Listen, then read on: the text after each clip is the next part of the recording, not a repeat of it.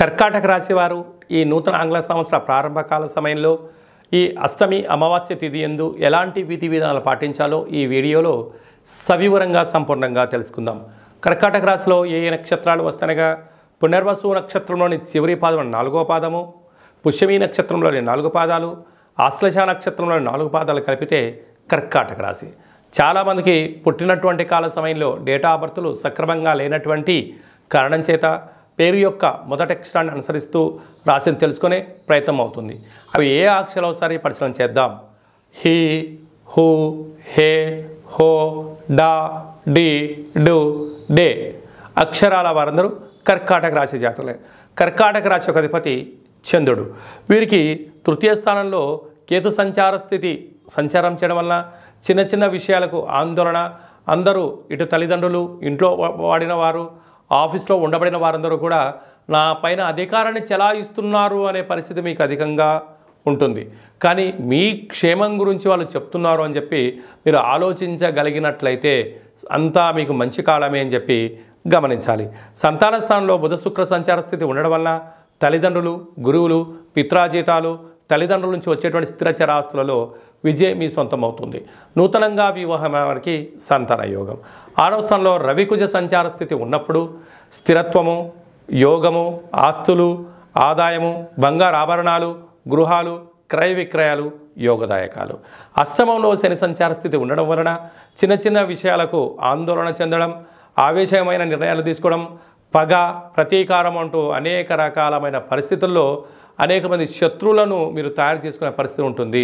మీ జన్మ నక్షత్రం రోజున అష్టమి అమావాస్య తిథులందున జల ప్రయాణాలు, వాయు ప్రయాణాలు దూరంగా పెట్టడం వల్ల 90% ప్రమాదాలను నివారించే పరిస్థితి అధికంగా ఉంటుంది.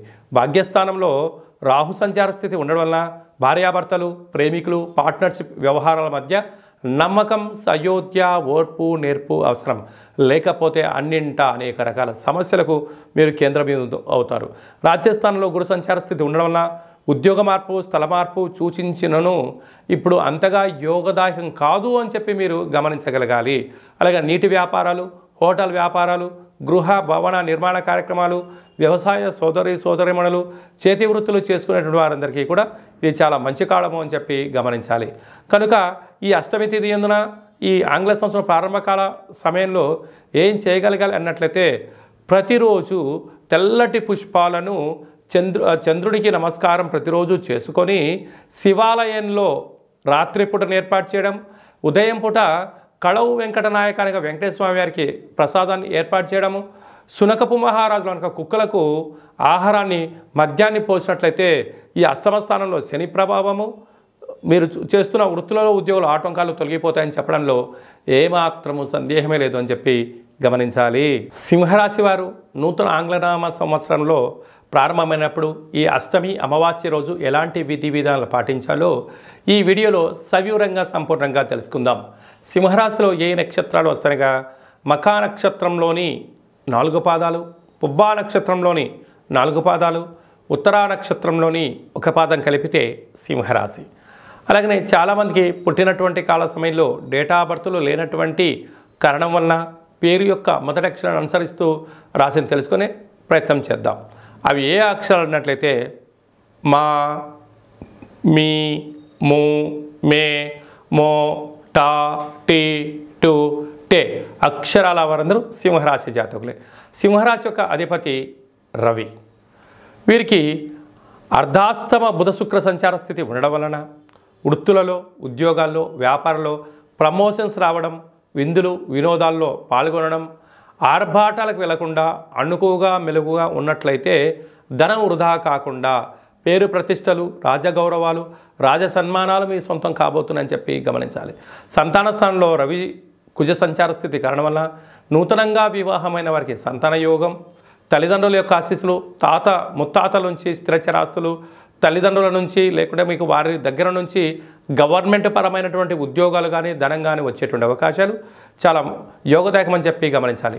ప్రేమికులు, భార్యాభర్తలు, పార్ట్నర్షిప్ వ్యవహార కార్యక్రమాలు, సమాజ సేవ చేసేటువంటి వారు ఎప్పుడూ కూడా ఎంతో జాగ్రత్త వహించాలి అని చెప్పి మీరు గమనించాలి. అష్టమంలో రాహు సంచార స్థితి ఉండడం వలన మీ వృత్తులలో, ఉద్యోగాల్లో, వ్యాపారాల్లో అనేక మంది శత్రువులు పంచి ఉన్నారు. దయచేసి మీరు అప్పులు ఇవ్వద్దు, అప్పులు తెచ్చుకోవద్దు అని చెప్పి బాగా గమనించాలి. భాగ్యస్థానంలో గురు సంచార స్థితి ఉండడం వలన భార్యాభర్తలు, వ్యవహారాలు, ఉద్యోగస్తులు, పెట్టుబడిదారులు ఆకర్షణీయంగా ఉండడం వలన రాబోయే కాలంలో సువర్ణపు అధ్యాయానికి మీరే కేంద్ర బిందువులు కాబోతున్నారు. ఇలాంటి కాల సమయంలో ఓపిక, పట్టుదల, సహనం అవసరం. ప్రభుత్వ ఉద్యోగ ప్రయత్నం చేసేవారు, సాఫ్ట్వేర్, హార్డ్వేర్, యానిమేషన్స్ ఉద్యోగ రంగస్తులు, వ్యవసాయ సోదరీమణులకు చాలా సువర్ణపు అధ్యాయం అని చెప్పి గమనించగలగాలి. కనుక ఈ కొత్త ఆంగ్ల సంవత్సరంలో ప్రారంభమైనటువంటి ఈ అష్టమి అమావాస్య సందర్భంగా వీలైనంత వరకు గృహంలో ప్రతిరోజు మీరు స్నానం చేయగానే సూర్య నమస్కారం చేయడం, సూర్యభగవానికి అర్ఘ్యాన్ని వదిలేయడం, సంపూర్ణమైన గుర్రాలకు కానీ, ఏనుగులకు కానీ, సునకపు మహారాజులకు అంటే కుక్కలకు ఆహారాన్ని దానం చేయడం వలన మీకు చాలా యోగదాయకం అని చెప్పి గమనించాలి.